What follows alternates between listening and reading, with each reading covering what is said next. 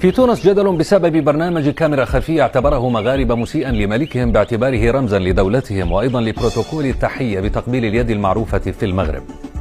فكرة البرنامج هي أن توقع شركة إنتاج عقدا مع فنان أو فنانة يفترض أنها تلتقي الملك وابنه الصغير، وأنه يتم تقبيل يده والتعرض لمواقف تتعلق بالتحرش الجنسي داخل القصر الملكي، كل ذلك مقابل مبالغ مالية. شاهد. الملك الحقيقي هو يبدا واقف حاطط يديه هكا وهو ما يعمل هكا من غير ما يمصها من غير يبوسها. الكاميرا كشيء باش يمد لك رامز يديه، خذها بيديك الزوز انت هكا، لا بيديك الزوز شدها اعمل هكا، لا طبس اليد من غير ما تبوسها.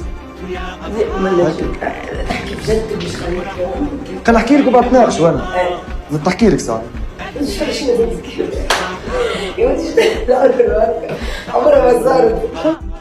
لم يتوقف الأمر عند بروتوكول تقبيل اليد، بل امتد إلى ولي العهد الذي لا يتعدى عمره 16 عاما، والذي استغربت منه الفنانة التي تعرضت للمقلب، معتبرة أن هذا مثير ومفاجئ.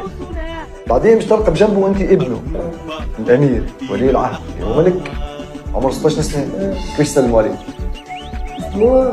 يبوسوا له يده زي بعد ابن الملك. الملك مش يحكي معك على اساس يعرفك وشويه اغاني، نحن نعطيك ورقه اعداد وكذا.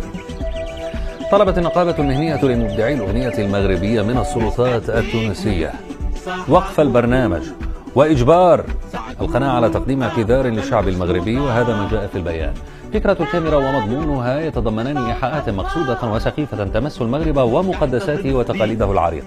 بالنظر لرعونة فريق الإعداد، وضع البرنامج على غلاف العقد صورة توحي بشكل مباشر لعاهل المملكة المغربية بلباسه وهندامه.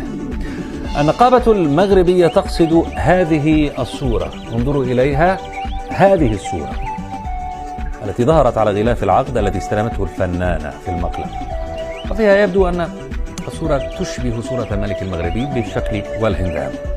أما بروتوكول تقبيل يد الملك وولي العهد فحافظ عليه الملك حسن الثاني، من بعده محمد السادس، لكن بعض اليساريين المغاربة يعتبرونه منافيا لصورة الدولة العصرية، بينما يقول آخرون أنه تعبير جسدي عن حب الملك والمودة إليه.